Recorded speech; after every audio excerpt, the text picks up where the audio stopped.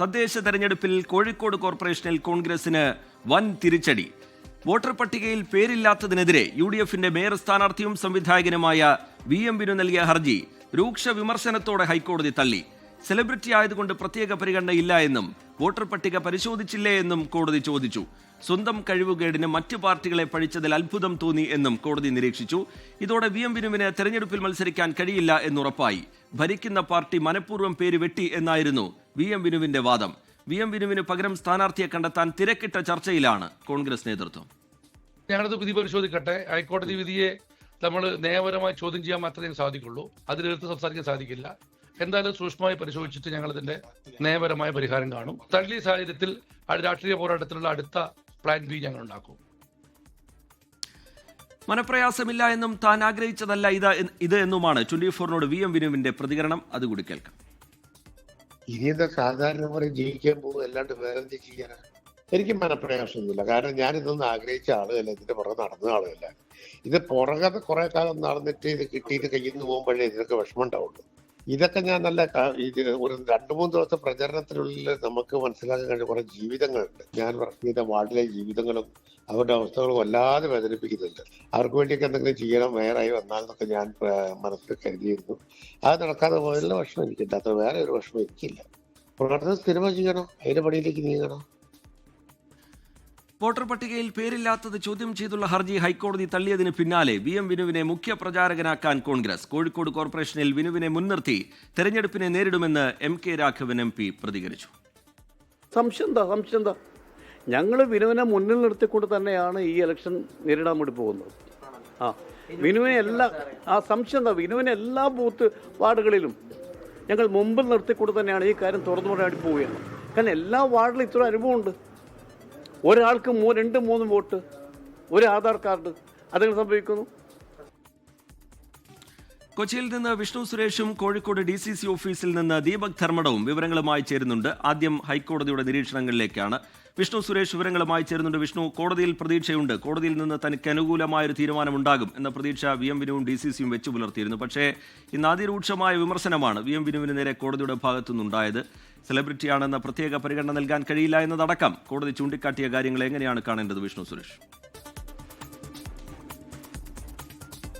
കോടതിയിൽ നിന്ന് അനുകൂല നിലപാടുണ്ടാകുമെന്ന പ്രതീക്ഷ കോൺഗ്രസിനുണ്ടാകാൻ പ്രധാനപ്പെട്ട കാര്യം കഴിഞ്ഞ ദിവസം തിരുവനന്തപുരത്തെ സ്ഥാനാർത്ഥി വൈഷ്ണ ഹൈക്കോടതിയിലേക്ക് ഇതേ സമാനമായ സ്വഭാവമുള്ള ഹർജിയുമായി എത്തിയിരുന്നു. വൈഷ്ണയ്ക്ക് അനുകൂലമായ പരാമർശങ്ങൾ ഹൈക്കോടതിയുടെ ഭാഗത്തുണ്ടായിരുന്നു. ഏറ്റവും ഒടുവിൽ വൈഷ്ണയുടെ പേര് വെട്ടിയ നടപടി അത് തെരഞ്ഞെടുപ്പ് കമ്മീഷണർ പുനഃപരിശോധിക്കണം എന്ന് പോലും കോടതി പറഞ്ഞിരുന്നു. ആ പ്രതീക്ഷ അനുസരിച്ച് തന്നെയാണ് VM വിനു ഇന്ന് കോടതിയെ സമീപിച്ചതെന്നാണ് നമ്മൾ മനസ്സിലാക്കുന്നത്. ആ ഹർജിയിൽ പറഞ്ഞിരുന്ന പ്രധാനപ്പെട്ട 2 കാര്യങ്ങൾ: ഒന്ന്, ഇത് രാഷ്ട്രീയ പ്രേരിതമാണ്, തന്റെ പേര് വെട്ടിയത് CPM-ഉം ഇടതുപക്ഷവുമാണ് അതിന് പിന്നിൽ. മറ്റൊന്ന്, കഴിഞ്ഞ ലോക്സഭാ തെരഞ്ഞെടുപ്പിൽ തന്റെ പേര് വോട്ടർ ലിസ്റ്റിൽ ഉണ്ടായിരുന്നു, ഇത്തവണ എന്തുകൊണ്ടില്ല എന്ന 2 ചോദ്യങ്ങൾ ഹൈക്കോടതിക്ക് മുൻപാകെ നൽകിയ പെറ്റീഷനിൽ VM വിനു ചോദിച്ചിരുന്നു. പക്ഷേ ഈ 2 വാദങ്ങളും ഹൈക്കോടതി പൂർണ്ണമായും തള്ളുകയായിരുന്നു. അതിൽ ഏറ്റവും ആദ്യം രാഷ്ട്രീയ ഗൂഢാലോചന എന്ന വാദമാണ്. സ്വന്തം പേര് വോട്ടർ ലിസ്റ്റിൽ ഇല്ല എങ്കിൽ അത് നിങ്ങളുടെ കഴിവുകേട് കൊണ്ട് മാത്രമാണ്, അതിന് മറ്റ് രാഷ്ട്രീയ പാർട്ടികളെ അതിലേക്ക് വലിച്ചിഴക്കേണ്ട കാര്യമില്ല എന്ന് ജസ്റ്റിസ് PV കുഞ്ഞികൃഷ്ണൻ പറഞ്ഞു.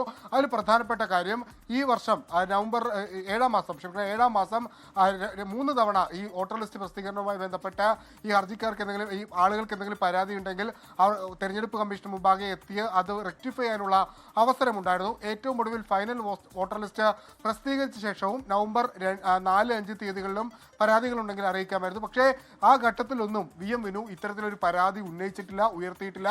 ഒരു ഘട്ടത്തിലും ഈ തെരഞ്ഞെടുപ്പ് ഓഫീസർക്ക് മുമ്പാകെ ഹാജരായിട്ടില്ല.